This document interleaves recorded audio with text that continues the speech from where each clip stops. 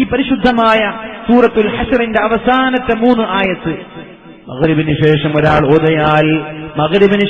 ഒരാൾ ഓതിയാൽ വക്കലല്ലാഹു ബിഹി 70000 മലക്കിൻ യുസല്ലൂന അലൈഹി ഹത്താ യുംസി. സുബഹിക്ക് ശേഷം സൂറത്തുൽ ഹശ്റിലെ അവസാനത്തെ 3 ആയത്ത് ഒരാൾ പാരായണം ചെയ്താൽ 70,000 മലക്കുകൾ വൈകുന്നേരം വരെ അവന് വേണ്ടി ദുആ ചെയ്യുമെന്ന് മുഹമ്മദുർ റസൂലുള്ളാഹ്. ഇതാണ് ആയത്ത്.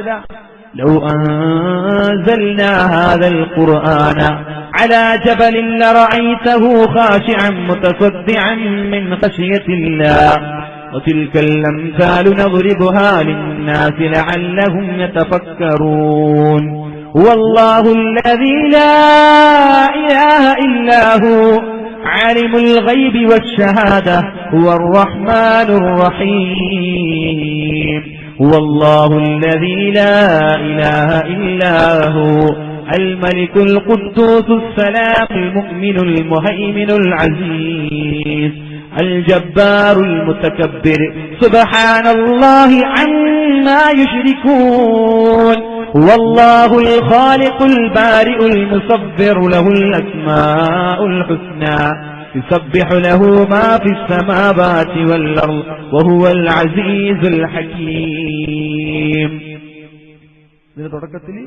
أعوذ بالله السميع العليم من الشيطان الرجيم. 3 തവണ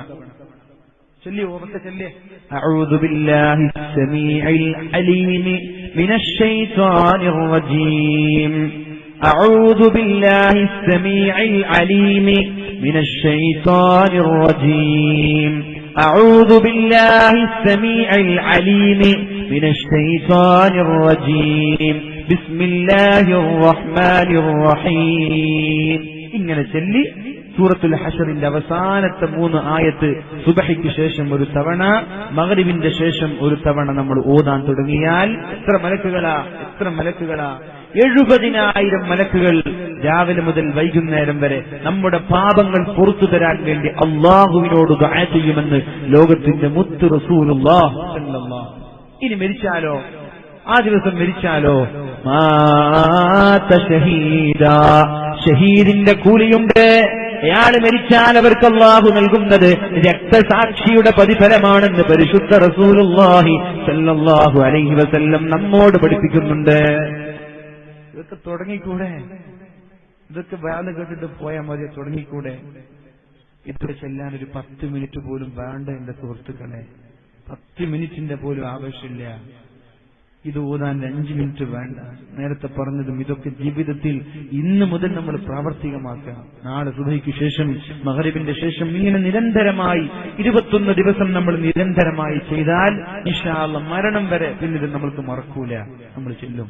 അങ്ങനെ മരിച്ച ഷഹീദിന്റെ കൂലി കിട്ടൂലേ? ഷഹീദിന്റെ കൂലി കിട്ടൂലേ? അല്ലാഹുവേ തൗഫീഖ് നൽകണേ അല്ലാഹ്, അല്ലാഹുവേ തൗഫീഖ് നൽകണേ അല്ലാഹ്. നിന്റെ ത്വാഅത്തിലായി ജീവിക്കാൻ നീ ഞങ്ങൾക്ക് അവസരം നൽകണേ അല്ലാഹ്.